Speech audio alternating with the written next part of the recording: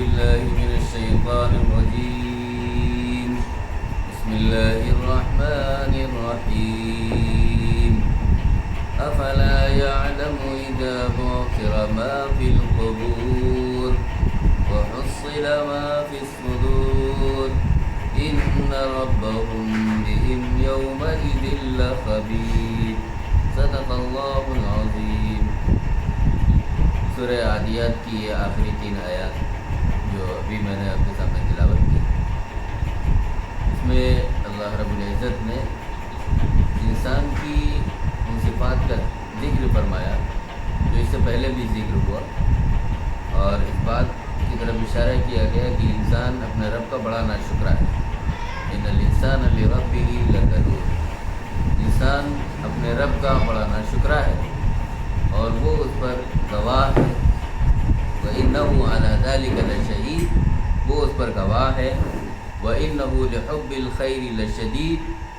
اور وہ مال و دولت کا بڑا حریص ہے اور بڑا لالچی ہے. تو قرآن مجید کی یہ جو آیات ابھی میں نے آپ کے سامنے پڑھی، اس کا ربط پچھلی آیات سے ہے. اللہ رب العزت ان آیات میں کیا فرما رہا ہے، سب سے پہلے میں آپ کے سامنے ان آیات کا ترجمہ پیش کروں گا، اس کے بعد بہت ہی مختصر انداز سے آپ کے سامنے اس کا مفہوم رکھوں گا. اللہ رب العزت فرما رہا ہے، اعوذ باللہ من الشیطان الرجیم. میں پناہ مانگتا ہوں اللہ کی شیطان مردود سے. شروع کرتا ہوں اللہ کے نام سے جو بڑا مہربان اور نہایت رحم کرنے والا ہے. افلا یعلم اذا بعثر ما فی القبور. کیا انسان کو یہ حقیقت نہیں پتہ ہے کہ جب قبروں میں جو چیزیں ہیں، جو چیزیں مخفی ہیں، جو چیزیں چھپی ہوئی ہیں، اس کو نکال لیا جائے گا. افلا یعلم اذا بعثر ما فی القبور. قبروں میں جو چیزیں مدفون ہیں، جو چیزیں ڈھکی ہوئی ہیں، جو چھپی ہوئی ہیں، ان تمام چیزوں کو اللہ رب العزت نکلوا دے گا. وہ تمام چیزیں نکلوا دی جائیں گی. افلا یعلم اذا بعثر ما فی القبور وحصل ما فی الصدور. اور دلوں میں جو راز پیوست ہیں، دلوں میں جو چیزیں پیوست ہیں، ان تمام رازوں کو نکلوا دیا جائے گا. وحصل ما فی الصدور. ان جو چیزیں مخفی ہیں دلوں میں، سینوں میں جو چیزیں مخفی ہیں، ان کو اللہ رب العزت نکلوائے گا اور برآمد کر کے ان کی جانچ پڑتال کی جائے گی. وحصل ما فی الصدور. دلوں میں جو کچھ مخفی ہے، سینوں میں جو کچھ پیوست ہے، سینوں میں جو راز مدفون ہے، ان تمام رازوں کا حساب و کتاب لیا جائے گا، اس کی جانچ پڑتال کی جائے گی. ان ربہم بہم یومئذ لخبیر. بے شک آپ کا رب ان تمام چیزوں سے خوب واقف ہے.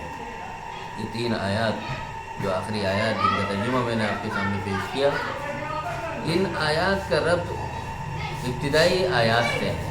جیسا کہ میں نے آپ کے سامنے ذکر کیا تھا اور بتایا تھا کہ یہ سورہ عادیات ہے. اس میں اللہ رب العزت نے گھوڑوں کی قسم کھائی ہے، گھوڑوں کی صفات کا ذکر کیا ہے، اور ان صفات کے ساتھ اس بات کا ذکر کیا ہے کہ وہ گھوڑے جو اس خصوصیت کے حامل ہیں کہ وہ اپنے ٹاپوں کی آواز نکالتے ہیں، ایک خاص قسم کی آواز نکالتے ہیں، اور ان ٹاپوں کے چلنے کی وجہ سے اسے چنگاریاں نکلتی ہیں جو ظاہر ہوتی ہیں، دکھائی پڑتی ہیں، جو رات کے وقت دشمن پر حملہ آور ہوتے ہیں اور ان فوجوں کے درمیان، ان سپاہیوں کے درمیان اور ان مجمع کے درمیان ایسے داخل ہوتے ہیں اتنی جرأت مندی کے ساتھ، اتنی بہادری کے ساتھ اور دلیری کے ساتھ کہ ایسا معلوم ہوتا ہے کہ وہ ان پر ٹوٹ پڑنے والے ہیں، ان پر حملہ آور ہونے والے ہیں. کہ ایک گھوڑا جس کی اللہ رب العزت قسم کھا رہا ہے، اور یہ کہا جا رہا ہے والعادیات ضبحا. قسم ہے ان گھوڑوں کی جو تیز رفتار دوڑنے والے ہیں. فالموریات قدحا. اور قسم ہے ان گھوڑوں کی جو اپنی ٹاپوں سے چنگاریاں نکالنے والے ہیں اور پھر پیچھے دھول اڑانے والے ہیں، اور اس کے نتیجے میں وہ دشمن پر حملہ آور ہونے والے ہیں. لیکن پھر انسان کا ذکر کرتے ہوئے وہیں فرمایا کہ انسان اپنے رب کا کتنا ناشکرا ہے. ان الانسان لربہ لکنود. کہ وہ اپنے رب کا بڑا ناشکرہ ہے، وَإِنَّهُ عَلَى ذَلِكَ لَشَهِيدٌ، اسے اس چیز کا علم ہے، اسے معلوم ہے، لیکن اس کے باوجود وہ اپنے رب کا ناشکرہ ہے، اپنے رب کی فرما برداری نہیں کر رہا ہے۔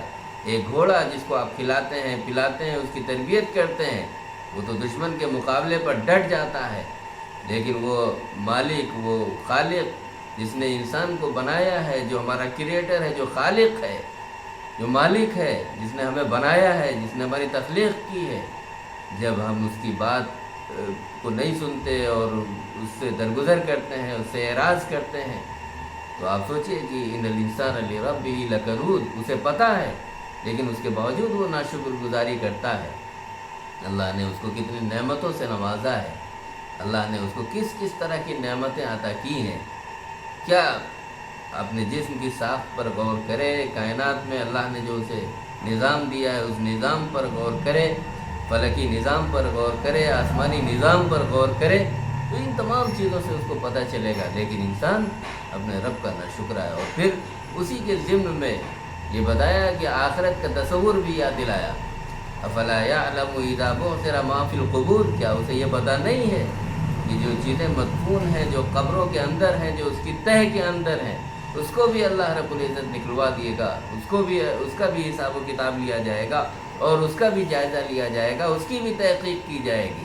وحصل ما فی الصدور، دلوں میں جو راز پیوست ہیں، سینوں میں جو راز پیوست ہیں، ان کی بھی جانچ پڑتال ہوگی کہ ہم نے سینوں میں کیا راز مدفون کر رکھے ہیں، کیا دلوں میں مخفی کر رکھا ہے، کیا چیزیں ہم نے ظاہر کی ہیں، کیا چیزیں نہیں ظاہر کی ہیں، ہمیں کیا حکم دیا گیا تھا، کیا کرنے کا حکم دیا گیا تھا، کہ ان چیزوں سے منع کرنے کو کہا گیا تھا، تو ہم نے اس کے مطابق عمل کیا کہ نہیں کیا۔ وحصل ما فی الصدور، پھر دلوں میں اور سینوں میں جو راز پیوست ہیں ان کی جانچ پڑتال کی جائے گی۔ ان ربهم بہم یومئذ لخبیر، بے شک آپ کا رب اس سے بخوبی واقف ہے۔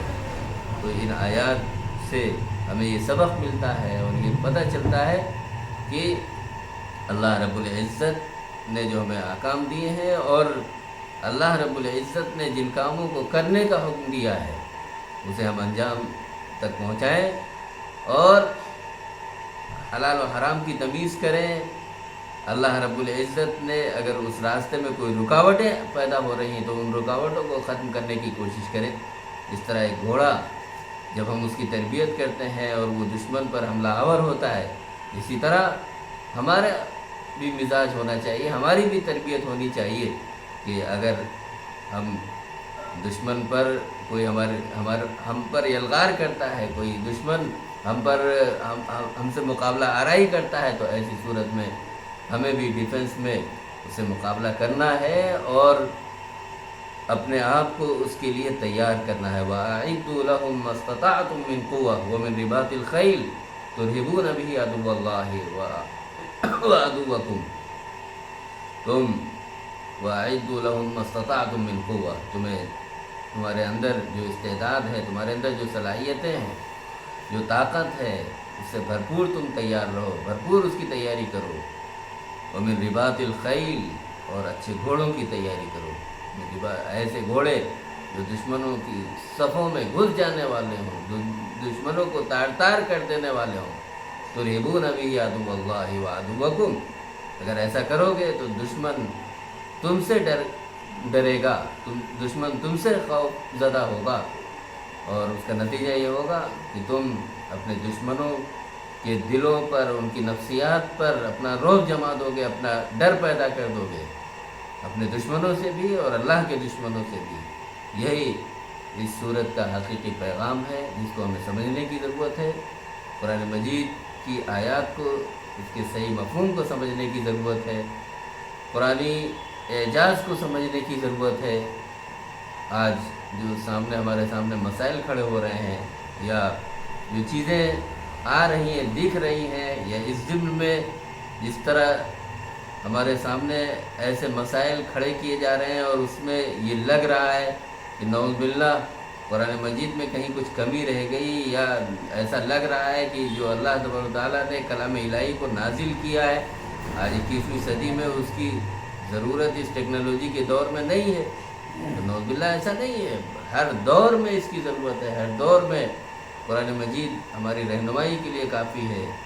یہ اللہ کی جانب سے ایسا ہدایت نامہ ہے جو رہتی دنیا تک کے لیے، پوری انسانیت کے لیے ہے، اور تمام لوگوں کو انصاف دلانے کے لیے ہے، جو مجبور ہیں، جو پریشان حال ہیں، جن کو ستایا جا رہا ہے، جن کو دبایا کچلا جا رہا ہے، ان کے لیے یہ ہدایت نامہ ہے۔ ضرورت اس بات کی ہے کہ ہم اس پیغام کو سمجھیں اور لوگوں تک اس پیغام کو عام کرنے کی کوشش کریں۔